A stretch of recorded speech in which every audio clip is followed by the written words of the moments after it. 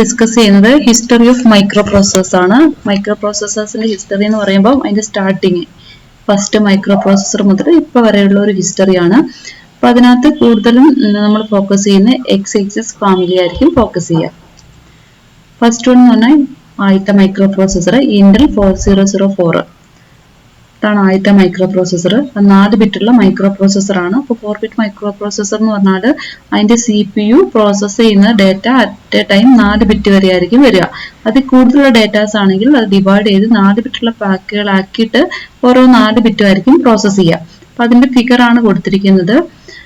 ഇത് ഇതിന്റെ ഇന്റേണൽ ആയിട്ട് വരുന്ന ഫിഗർ ആണ്. ഇതൊരു IC ആണ്. ഇപ്പൊ നമ്മൾ ഇന്റഗ്രേറ്റഡ് ചിപ്പ് ആയിട്ടായിരിക്കും മൈക്രോ പ്രോസസ്സേഴ്സ് വരിക. അപ്പൊ ഇതെന്ന് വെച്ചിട്ടുണ്ടെങ്കിൽ എല്ലാം കണക്ട് ചെയ്തിട്ടുള്ള ഡിവൈസസ് എല്ലാം കാണിച്ചിട്ടുള്ള ഫിഗർ ആണ്. അപ്പൊ ഇതിനകത്ത് ഏകദേശം 2300 ട്രാൻസിസ്റ്റേഴ്സ് വരും. അതുകൂടാണ്ട് റാം, റോം പോർട്ട്, പിന്നെ ഇൻപുട്ട് ഔട്ട്പുട്ട് പോർട്ടുകളൊക്കെ വരും. ഇതിന്റെ ക്ലോക്ക് സ്പീഡ് എന്ന് പറഞ്ഞാൽ 108 kHz ഓപ്പറേഷൻ സ്പീഡാണ് വരിക. ഇൻട്രൊഡ്യൂസ് ചെയ്ത 1971 ഇപ്പൊ ഇത് ഇൻട്രൊഡ്യൂസ് ചെയ്യുന്നതിന് മുന്നെയാണ് IC ഇൻട്രൊഡ്യൂസ് ചെയ്ത ശേഷം IC 9060 എൻഡിലാണ് ഇൻട്രൊഡ്യൂസ് ചെയ്തത്. അതിനുശേഷമാണ് മൈക്രോ പ്രോസസ്സർ ഇൻട്രൊഡ്യൂസ് ചെയ്തത്.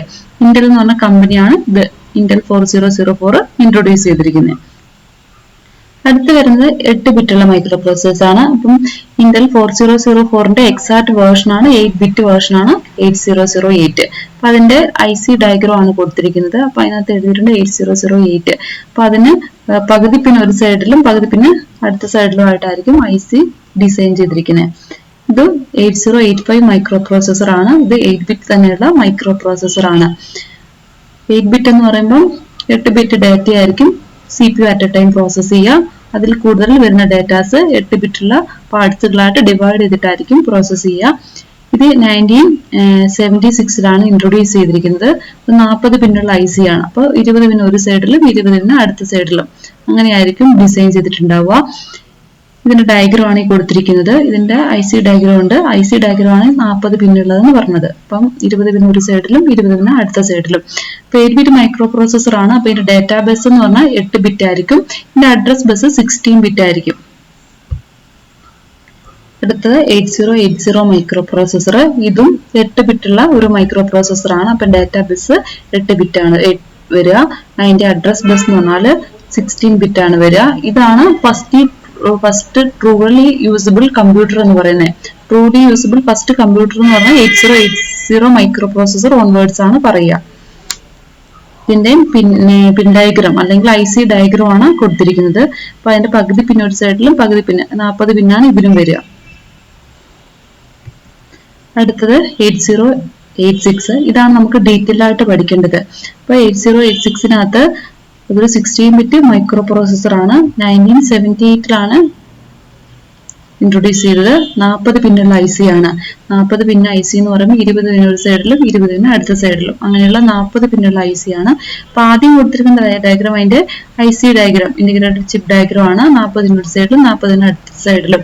ഇപ്പൊ DIP 8086 CPU chip in DIP package. DIP dual in package എന്നാണ് അതിന്റെ മീനിങ്.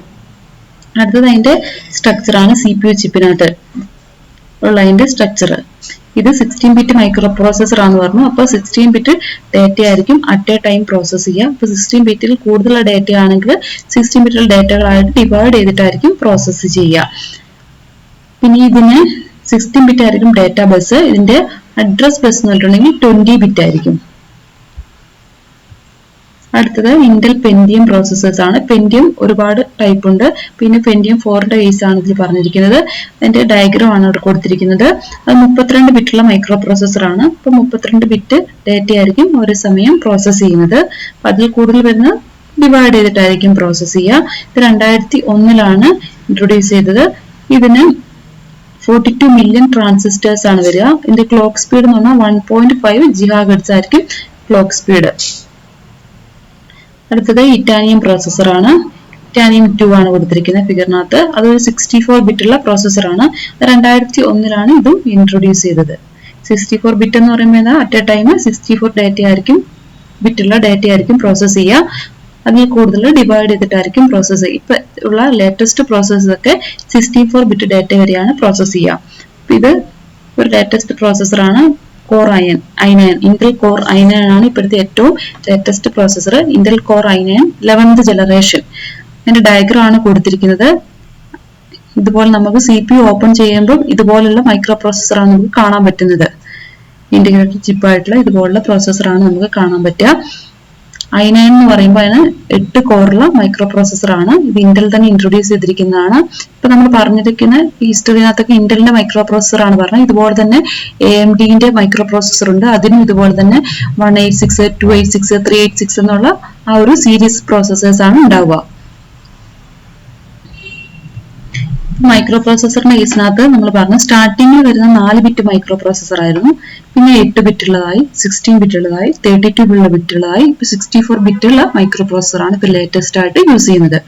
ഇപ്പൊ 4 ബിറ്റ് ഉള്ളത് ഏതൊക്കെയാന്ന് പറഞ്ഞാൽ 4004, അതായത് ഫസ്റ്റ് ഇൻട്രൊഡ്യൂസ് ചെയ്ത 1971 ഇൻട്രൊഡ്യൂസ് ചെയ്ത 4004 4 ബിറ്റ് ഉള്ളതാണ്. പിന്നെ നെക്സ്റ്റ് 4 ബിറ്റ് ഉള്ളതെന്ന് പറഞ്ഞാൽ ഒരു 4040, അതും 4 ബിറ്റ് ഉള്ള മൈക്രോ പ്രോസസ്സറാണ്. പിന്നെ 8080 അത് 8 ബിറ്റ് ഉള്ളത്, 8085 8 ബിറ്റില് 8085 ആണ് ഏറ്റവും കൂടുതൽ ഫെമിലിയർ ആയിട്ടുള്ളത്, 8085. പിന്നെ 16 ബിറ്റ് ഉള്ളത് 8086, പിന്നെ 80186, അതാണ് x86 ഫാമിലി എന്ന് പറയുമ്പോൾ 8086, 186, 286, 386, 486 ഇതൊക്കെയാണ് 80x86 ഫാമിലി എന്ന് പറയാം. അപ്പൊ അതിനകത്ത് 8086ഉം 80186ഉം 16 ബിറ്റ് മൈക്രോ പ്രോസസ്സേഴ്സ് ആണ്. 80286ഉം 16 ബിറ്റ് മൈക്രോ പ്രോസസ്സർ ആണ്. പിന്നെ അതിനകത്ത് 80386ഉം 80486ഉം 32 ബിറ്റ് ഉള്ള മൈക്രോ പ്രോസസ്സർ. പിന്നെ പെന്റിയത്തിന്റെ ഒരുപാട് വേർഷൻ പറഞ്ഞില്ലേ, പെന്റിയം 1, 2, 3, 4 ഇതൊക്കെ 32 ബിറ്റ് ഉള്ള മൈക്രോ പ്രോസസ്സേഴ്സ് ആണ്. പിന്നെ ലേറ്റസ്റ്റ് ആയിട്ട് വരുന്ന ഇറ്റാനിയം പ്രോസസ്സർ 64 ബിറ്റ്. പിന്നെ ഇന്റലിന് നമ്മൾ പറഞ്ഞ കോർ i9, i7 ഒക്കെ വരുന്ന 64 ബിറ്റ് ഉള്ള മൈക്രോ പ്രോസസ്സേഴ്സ് ആണ്. 8088ന്റെ കേസ് പറഞ്ഞു, അത് 16 ബിറ്റ് ആർക്കിടെക്ചർ ആണ് വരുന്നത്. അപ്പൊ അതിന് 8 ബിറ്റ് ഡാറ്റാബേസ് ആണ്, 16 ബിറ്റ് അഡ്രസ് ബസ് ആണ് ഇത് വരുന്നത്. അപ്പൊ അത് 8 ബിറ്റുള്ള മൈക്രോ പ്രോസസ്സർ ആണ്. പിന്നെ 8088ഉം 80186 എന്നുള്ള ഡിഫറൻസ് എന്ന് പറഞ്ഞാൽ 80186 നമ്മൾ എംബഡഡ് കമ്പ്യൂട്ടിങ്ങിനാണ് യൂസ് ചെയ്യുന്നത്. അതിന്റെ പ്രത്യേകത ആണ് എംബഡഡ് കമ്പ്യൂട്ടിംഗ് പ്രോസസ്സിങ്ങിനാണ് 80186 യൂസ് ചെയ്യുന്നത്. ഇനി 80286 എന്ന് പറഞ്ഞാൽ അത് 16 ബിറ്റ് മൈക്രോ പ്രോസസ്സർ ആണ്, അത് 16 ബിറ്റ് ആർക്കിടെക്ചർ ആണ് അതിനകത്തുള്ളത്. ഇനി 80386 എന്ന് പറഞ്ഞാൽ 32 ബിറ്റ് ഉള്ള മൈക്രോ പ്രോസസ്സർ ആണ്, അപ്പൊ 32 ബിറ്റ് ആർക്കിടെക്ചർ ആണ് വരിക. ഇത്രയാണ് ഇതിന്റെ ഹിസ്റ്ററി എന്ന് പറഞ്ഞാൽ. അപ്പം x86 ഫാമിലിയിലാണ് കൂടുതൽ നമ്മൾ പറഞ്ഞിട്ടുള്ളത്. അതാണ് ഇത്രയൊക്കെയാണ് ഇതിന്റെ ഹിസ്റ്ററീസ് വരിക.